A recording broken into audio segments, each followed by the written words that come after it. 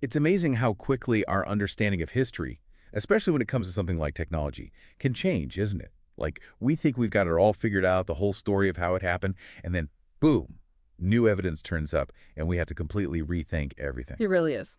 And today we're going to dive into one of those historical shakeups, thanks to some incredible archaeological finds in Turkey that are challenging what we thought we knew about the early days of human innovation. Absolutely. I mean, we've thought for so long that people really started getting a handle on copper, melting it down and shaping it during what we call the Chalcolithic period. So that would be about 4000 BCE. Okay, so about 6,000 years ago, that was the big copper breakthrough, as we thought. Yeah, pretty much. That was the prevailing view for a long time.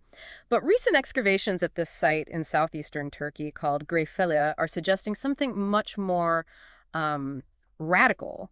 It seems like the very last groups of hunter-gatherers who lived in that area were already working with copper, and in really advanced ways over 9,000 years ago. 9,000 years ago. Yeah, during a period known as the Pre-Pottery Neolithic B, or PPNB. Hold on. So the traditional date is 4000 BCE, and now we're talking about over 9,000 years ago. Right. That means this new evidence is pushing back serious copper working by over, 5,000 years. To put that in perspective, it's like finding out that the ancient Romans were using smartphones. It just completely throws our timeline of technological advancement out the window. Right. So today, our mission is to really unpack this amazing discovery at Gre Fılla and explore what it tells us about the true beginnings of our relationship with metal. And we'll be doing that by looking at the archaeological reports, of course, and also the scientific analysis of the artifacts themselves. Exactly, yeah. So Gre Fılla is located in this really interesting area, the upper Tigris Valley. It's a place that's been important for human settlement and resource and for a very long time. And the excavations that have been going on there between 2018 and 2023 have revealed a really interesting sequence of cultural layers. 5 of them, actually, taking us all the way from the pre-pottery Neolithic through to the pottery Neolithic. So we're talking about roughly from 9300 BCE to 5200 BCE. So like pages in a history book, these layers, each one telling a story about the people who lived there at different times. That's a great way to put it, yeah. And it's in those oldest PPND layers, the ones that date back over 9,000 years, that we find the really big surprises, right? That's exactly where things get interesting, yeah.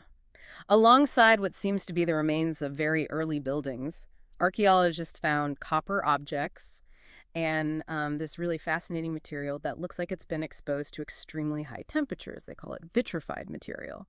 And the fact that these were found in those PPNB layers, well, that's what makes all the difference, because it strongly indicates that these activities involving copper and high heat, they were happening much, much earlier than anyone had thought before. So to be clear, we're not just talking about like a minor adjustment to the timeline here. We're potentially talking about rewriting the very beginning of the story of metallurgy, pushing it back by thousands of years. And what does that say about these early societies? What does this shift even imply? It suggests that these late hunter-gatherer communities were a lot more dynamic and innovative than we previously imagined, that's for sure. You have to remember, the traditional view placed copper metallurgy firmly within the Chalcolithic, around 4000 BCE, and we associated it with settled agricultural societies. But finding this kind of evidence from the PNB, which is before the widespread use of pottery and large-scale agriculture, well, it forces us to really rethink how resourceful and technologically advanced these earlier populations actually were. Let's dig a little deeper into what they actually found. You mentioned a bar-shaped copper object labeled GREC002. What is it about this specific piece of ancient metal that's so groundbreaking? Well, first of all, just the fact that it exists is pretty amazing. It's physical proof that copper was being worked with at Gre Fılla during this incredibly early period. But the really big reveal came when scientists analyzed it. They used a technique called lead isotope analysis. You can think of it kind of like fingerprinting the metal. It helps trace the origin of the copper based on its unique atomic makeup. And what they found was that the copper in this bar, it didn't come from anywhere near Gre Fılla. Really? Its signature points to regions much further away, like the Trabzon or Artvin regions, which are all the way over in the Black Sea area. Wow, so we're talking about long-distance trade networks stretching that far back in time? That's a huge surprise. It paints a picture of a much more interconnected world than we often imagine for that period. It really does, yeah. It seems that around 9,000 years ago, these communities were part of exchange systems that covered a pretty big area, at least for certain materials, valuable ones like copper. And get this, the copper in this bar, it's incredibly pure. And that raises a really interesting question. Could these people have developed some kind of basic techniques for refining copper, for removing impurities? Refining copper without having advanced technology during the PPS&B. That's pretty mind-blowing. It definitely challenges our assumptions. And there's more. The object itself, it holds even more clues. Researchers found these tiny pieces of chromite in the copper, and also these little pores. Now, this is significant because it suggests that they weren't just using finished copper that was brought in from somewhere else, but that they were actually producing it right there at Gre Fılla. Oh, wow. These features, they're consistent with what you would see in the early stages of metal processing. So they weren't just importing copper from far away. They might have been transforming it right there on site. Exactly. Okay, let's move on to the vitrified material, GREVRF. It sounds like something that's been through some seriously intense heat. What can we learn from it? That's a good way to put it. Imagine something that's been heated to the point where it almost melts, on one side at least. Okay, yeah. And that's exactly what this material looks like. One surface has this smooth kind of fluid texture, while the other side, it has this indentation, like it was pushed up against something, maybe like a container or even part of a structure, while it was super hot. And what did scientists find when they analyzed this ancient heat-blasted material? Well, they used some pretty sophisticated techniques to analyze it, both chemically and mineralogically. What they found was that it's basically similar to the local soil. It's got a lot of calcium carbonate, which is common in the area. But there was this one big difference. They found a really high concentration of chromium in it, way higher than what you'd find in the surrounding earth. But what's even more telling is that along with this chromium, they found these specific minerals. And these minerals, they only form at extremely high temperatures. Using techniques like FTIR and XRD, they saw that the material's structure had changed in a way that's consistent with intense heating.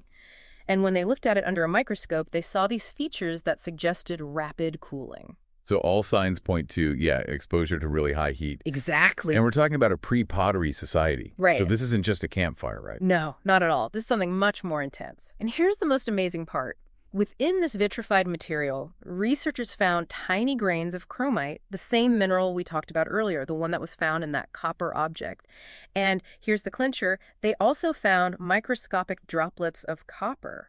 Really? Yeah. This strongly links the superheated material to activities directly related to copper processing at Gre Fılla. It's pretty strong evidence. Okay, so let me get this straight. We have this copper bore that potentially came from hundreds of miles away. We have evidence that suggests it was worked on right there at the site. And then we have this vitrified material that looks like it came out of a furnace, and it has traces of copper in it. It's all starting to add up to a picture of some pretty advanced stuff going on. It really does. All the analysis of the vitrified material suggests that the temperatures it was exposed to, they probably exceeded 1,000 degrees Celsius. Yeah. Just to give you some context, that's hotter than a lot of modern pottery kilns. Right. And this has huge implications because it means that these PPMB communities, they had a much better grasp of fire and they could control it in a way that we didn't think was possible for people living in that time period. 1,000 degrees Celsius. What does that level of heat control tell us about what these people were able to do? It strongly suggests they were actively experimenting with the very basics of metallurgy. We see evidence that points to controlled heating, maybe some form of early casting if we look at the shape of that copper bar. And the vitrified material is a big clue that they were doing some kind of ore processing, the early steps of getting metal out of raw rock. So it wasn't just an accident like some rocks happened to melt in a fire or something. This looks like deliberate, intentional activity. Right. It's almost like imagining early scientists in a lab trying out different things, different combinations of materials and temperatures, except this was happening thousands of years earlier than we thought possible. So traditionally, we thought that real, true metalworking started in the Chalcolithic.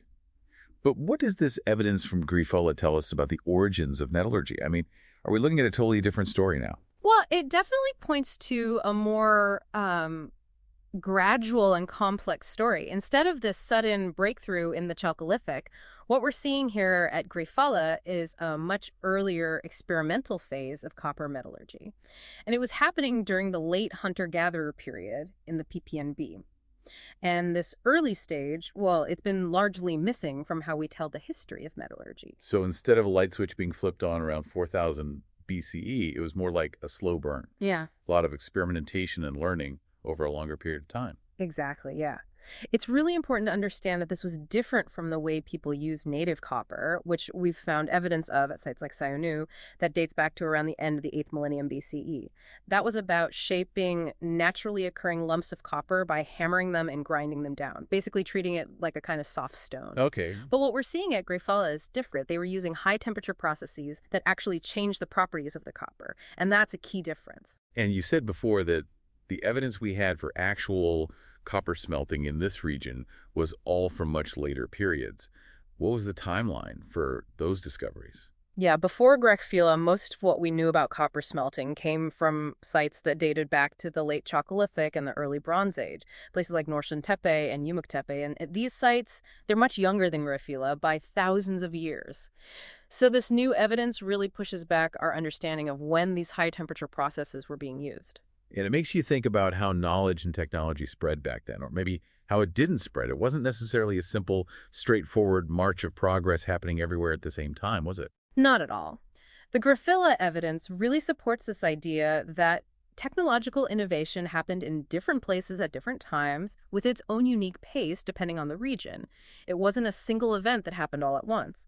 Different groups of people, they had different needs, different resources, different cultural contexts, and they might have come up with similar technologies independently or maybe through limited contact with other groups. So if these late hunter-gatherers were really pushing the boundaries of what was possible with copper, what does that mean for the bigger picture? It's hard to imagine this kind of technological leap happening in a vacuum without affecting other areas of life. Absolutely. The development of metalworking is probably tied to advances in other technologies that involved high heat, like the firing of early ceramics. It might even reflect changes in how societies were organized, maybe the beginnings of specialized craftspeople, or a better understanding of how to manage resources. Some researchers have even suggested that these technological innovations could be linked to changes in how people thought, how they saw the world around them, like a cognitive shift that was driven by the ability to transform materials in such a fundamental way. That's a fascinating idea, that working with fire and metal could have actually changed how people thought. It's definitely an interesting possibility.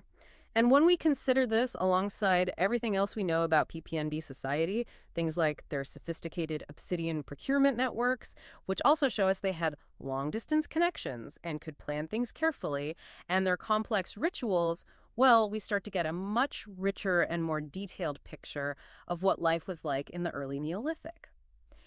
It seems that the copper working at Gre Fılla was probably just one part of a bigger wave of innovation and change that was happening across the region. So this wasn't just one group of people who randomly figured out how to melt some rocks.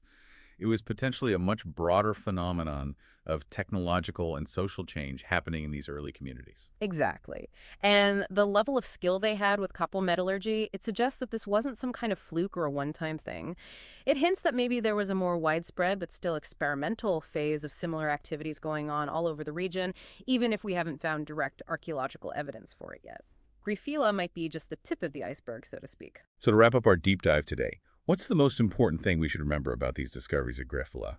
I think the key takeaway here is that the evidence from Gre Fılla is the earliest strong indication we have that the last hunter-gatherers in Anatolia were experimenting with copper production in really complex ways, using high heat and everything, and they were doing this thousands of years earlier than we originally thought. This discovery challenges the accepted timeline for the origins of metallurgy and suggests that the whole process of developing this technology was much longer and more complex than we realized. So it sounds like it's time to update the history books. And it really makes you wonder, doesn't it? If something as significant as this was happening so much earlier than we thought, what other timelines might we have to rethink? What other experimental phases from prehistory are still waiting to be discovered?